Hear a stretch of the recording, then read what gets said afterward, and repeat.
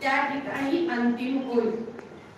त्यामुळे उतरत्या क्रमाने जरी 6, 10, 11 हे एससी साठी आपण आरक्षित करायचा विचार असेल तर त्यामध्ये 10 नंबरच्या प्रभागातील एक जागा ही अनुसूचित जमातीसाठी आरक्षित होईल, कारण त्या ठिकाणी लोकसंख्येची टक्केवारी 29.75 आहे आणि अनुसूचित जातीची 19.69 आहे। सर्वांना ही गोष्ट लक्षात आली। म्हणजे 6 नंबरच्या प्रभागातील एक जागा अनुसूचित जाती या प्रवर्गासाठी आरक्षित झाली। त्यानंतर 10 नंबरची आपण विचारात घेऊ शकत नाही कारण ती तिकडे जातीये।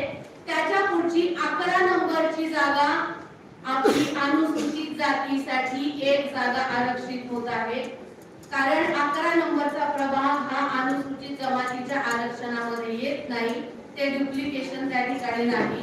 प्रभाग क्रमांक 6 ची एक जागा, प्रभाग क्रमांक 11 ची एक जागा, ह्या दोन जागा अनुसूचित जातीसाठी आरक्षित होत आहेत। एकूण 3 जागा आरक्षित